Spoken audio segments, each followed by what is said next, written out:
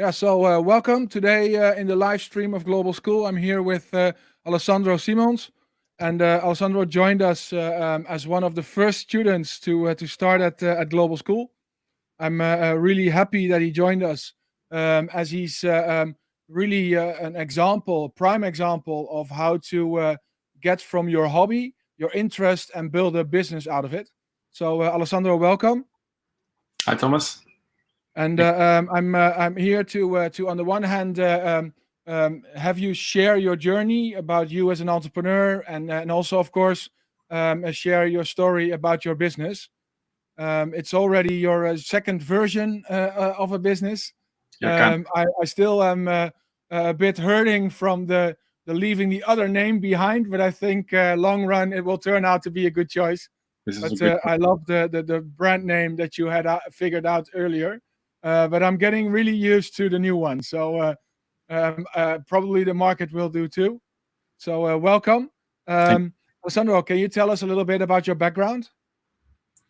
Yes, of course. A couple of years ago, I had my business or personal. Yeah, both. Whatever you feel like you would like to share. Yeah, in high school, I really liked sneakers, sports as well. I was doing a lot of sports, and I think sneakers is kind of integrated with sports. And I had them personally, a lot of them in my room. And after I left high school, I didn't really know what to do. I joined the UvA in Amsterdam. But my choice wasn't really a clear one. It was business administration. I did it for a year. Didn't really feel happy there, so I quit after a year. And after that year, I was looking for something that was more suitable for me. And then I came across the Global School for Entrepreneurship and joined the first group of first group of people, and started the new journey. And now, recently, I started my own brand, my own business. It's called. Let's share your business. Let me share your website. Can you explain a little bit about your brand?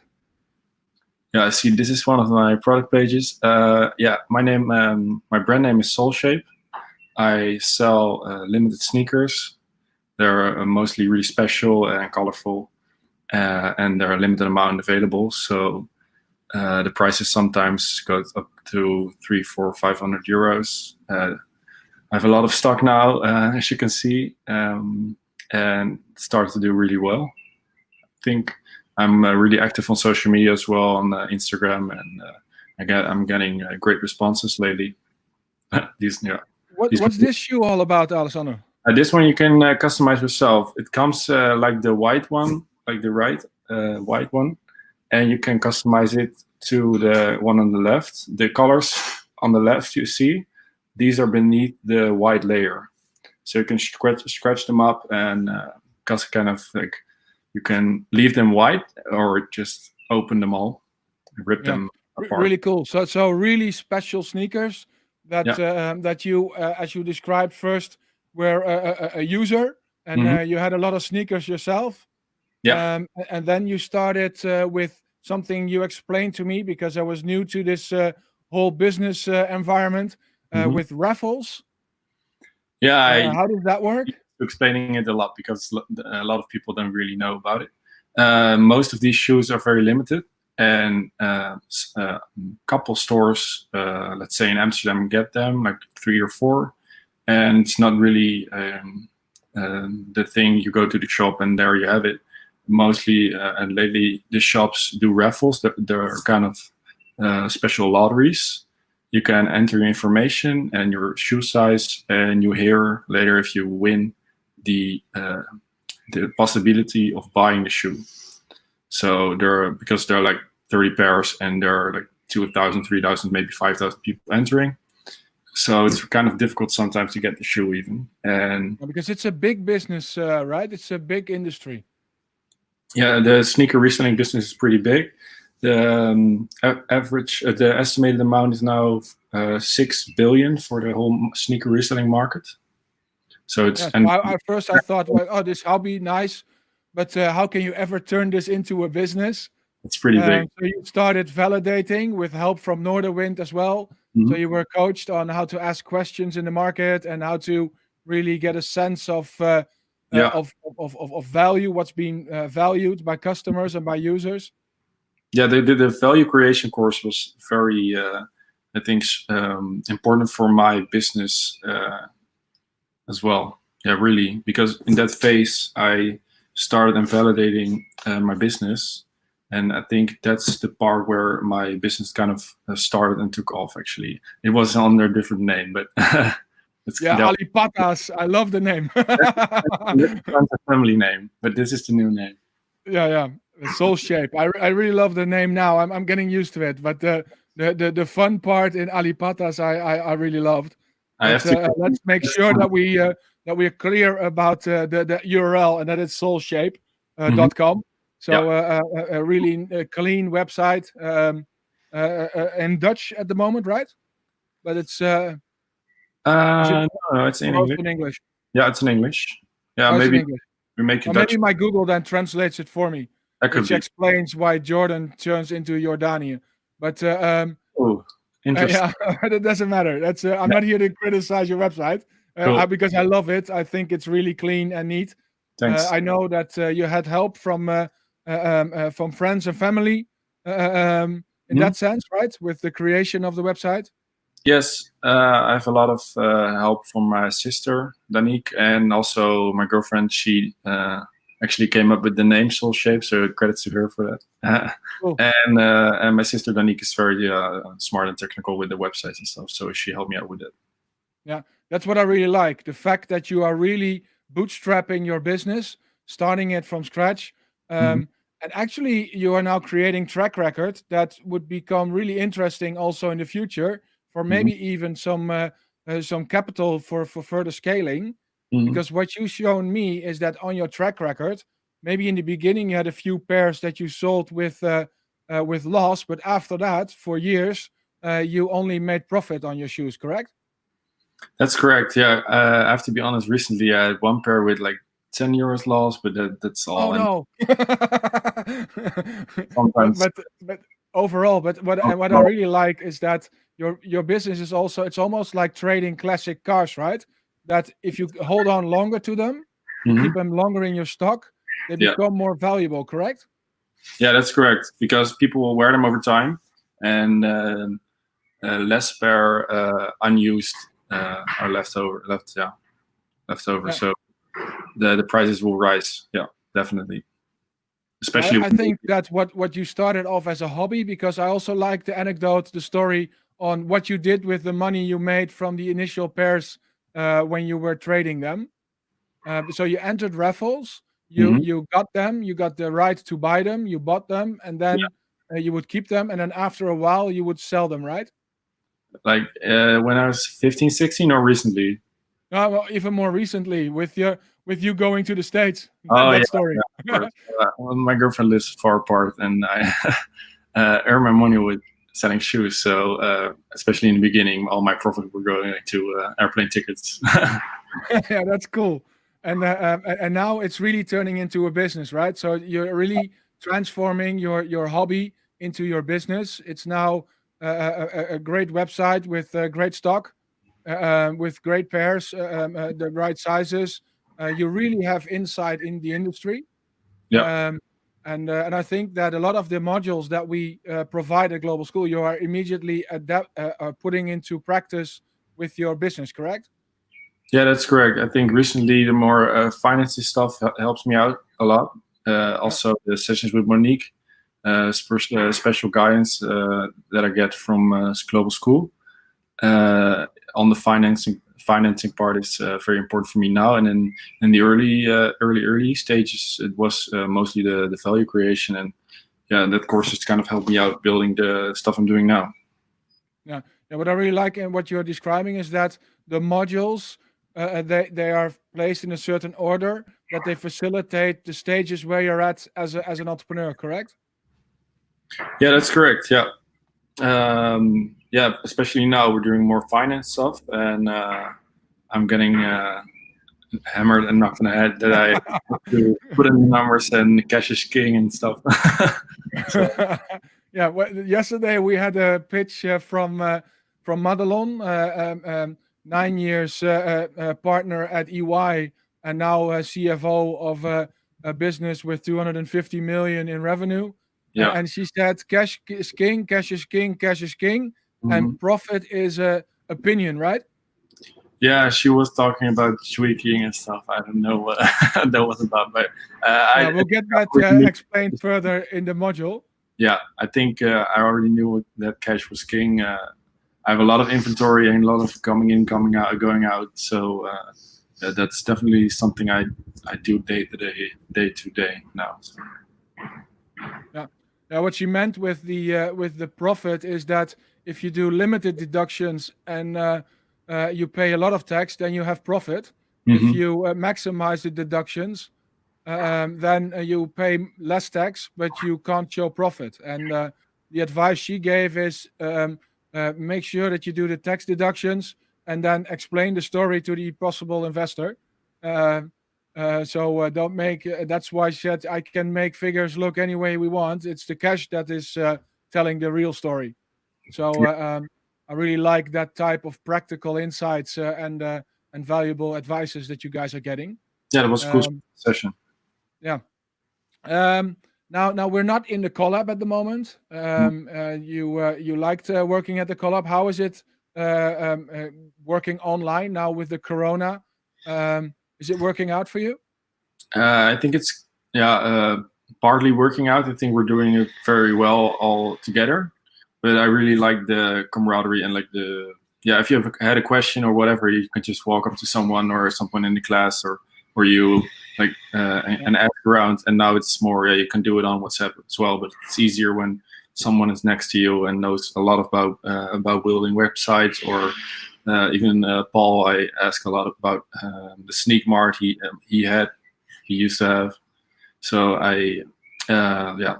it was easier to get some advice. I still can, obviously, but I think we're doing pretty well under these circumstances.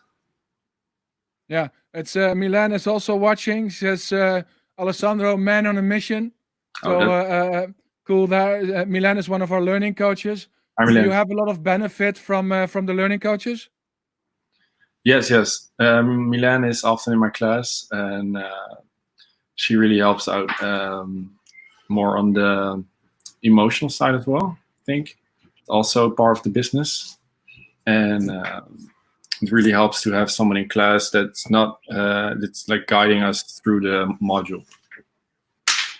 Because to get a little bit vague, and then you have someone with a different perspective, and that helps us out.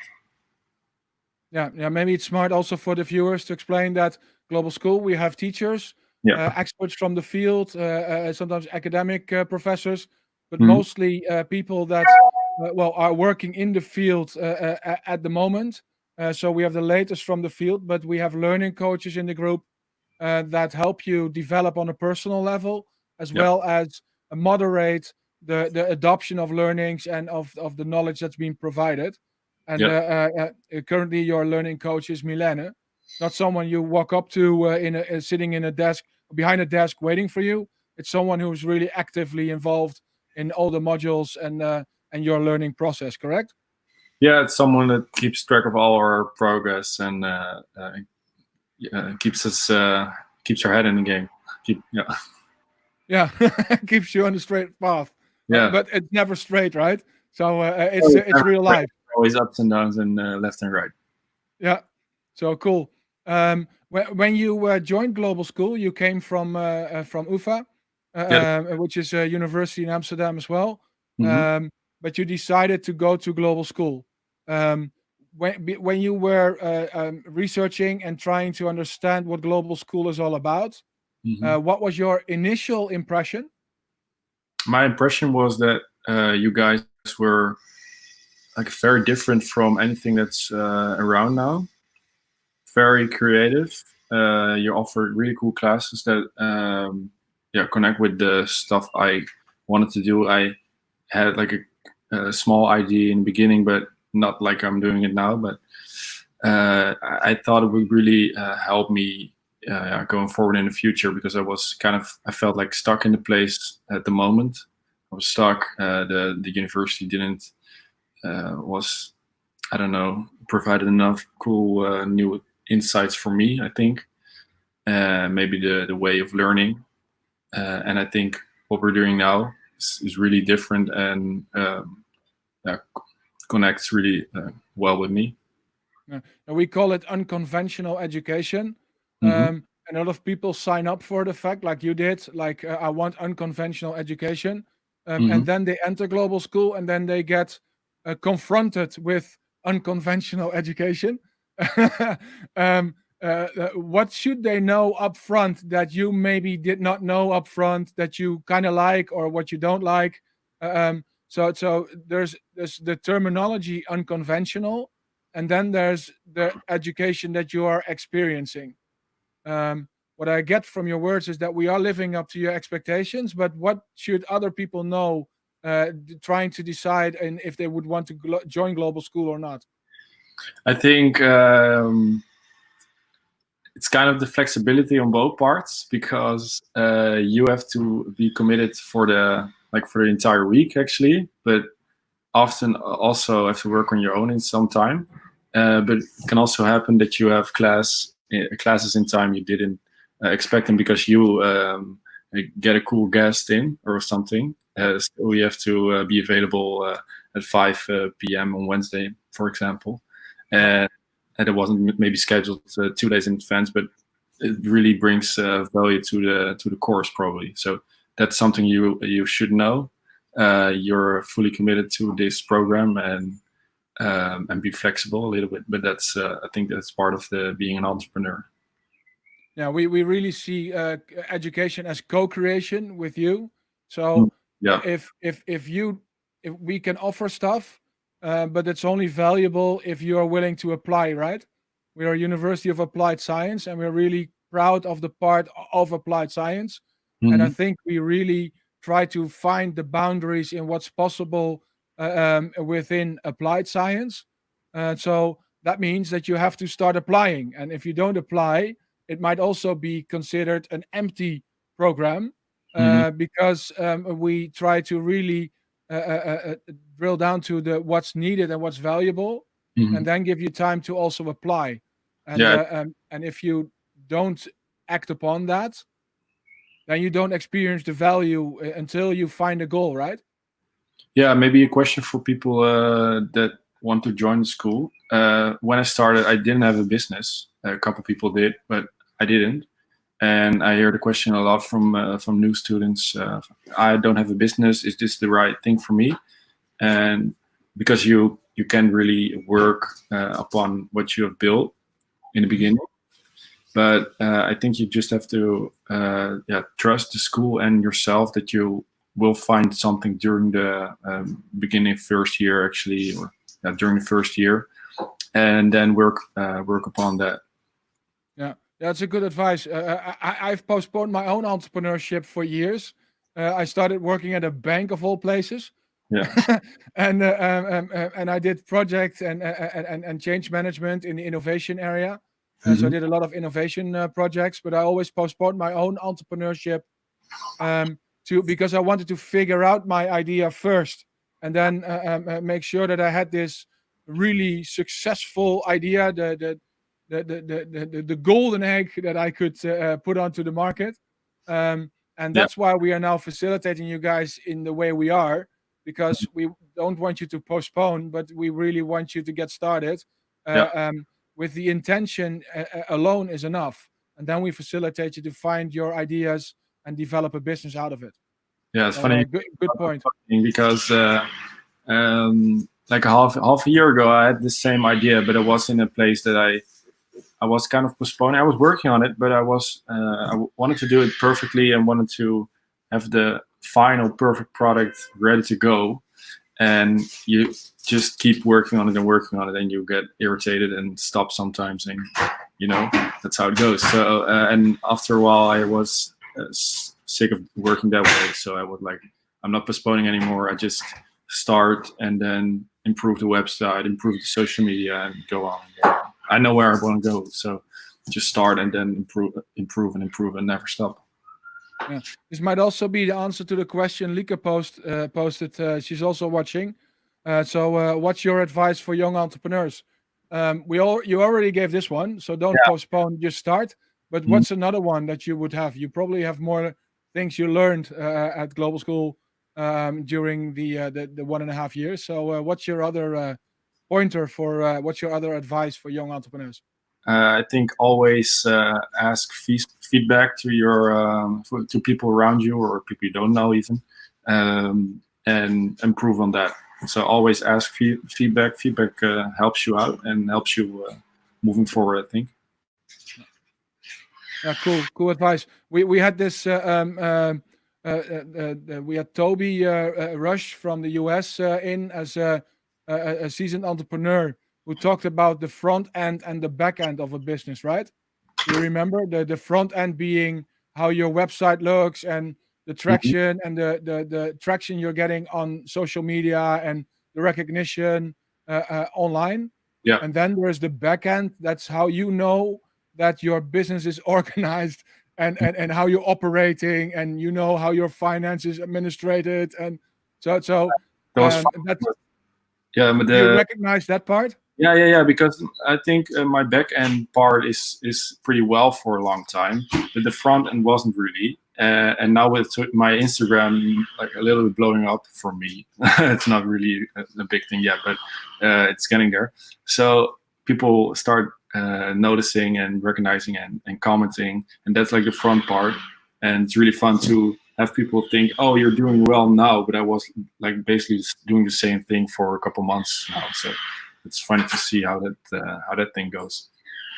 Yeah, Jason also says hi, by the way. Yo, hi, Jason. And also, what I would like to show again is your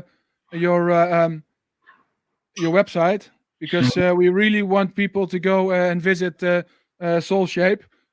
Also, follow you on Instagram. What's the Instagram account? At SoleShape. At SoleShape, because it also is here, right? On the Yeah. You're really active. I really like all the images that you are posting, and it's quite active Instagram account. So really hope that people will start following you and find the shoes that they're looking for. Yep. So I think you're doing an amazing job with your business. Any last things you would like to share about the school and what you're experiencing? Any advice? I think the whole atmosphere within the school is very good. It's you learn from each other. There are a lot of students I often go to for advice and help, and especially people within the class, the teachers. So I hope to see you guys all again, and we'll get started. We're definitely looking forward to that.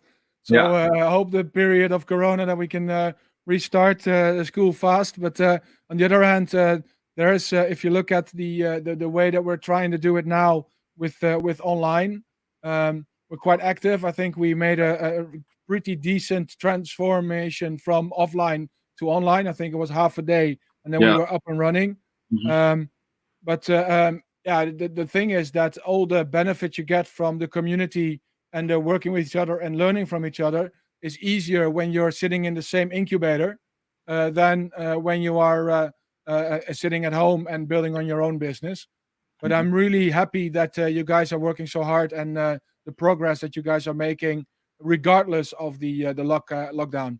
So really big hand to the entrepreneurs such as yourself at Global School. It's funny to see that I kind of excelled in the period I was stuck at home. Sorry, right? Come again? I was reading. I'll show you. There's quite an extensive comment from Jason. I was trying to read that, so I was a bit distracted. So I didn't get your comment. My apologies. Can you repeat? Oh yeah, I was saying that it's funny to see that my business kind of excelled in the period that the Corona time started, and I was focused on my own business. Yeah, it gives you even more free time to work on your own business. You have quite a lot in Global School already. I think I'm more busy now than I used to be. Yeah, so that's cool. Yeah. I think also the mindset module helped, right?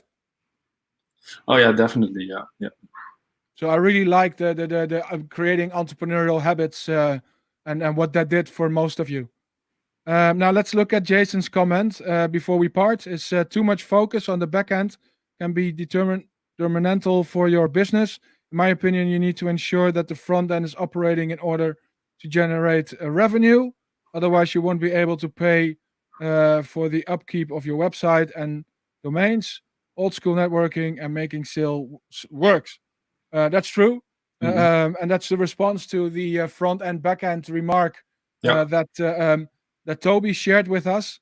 What I liked about his part was that it had more to do with the fear and the doubt that you have if you look at your competitors and the way they're in the news and the way they're growing and what they're offering. And then you look at your own business because you are the one who can see your back end.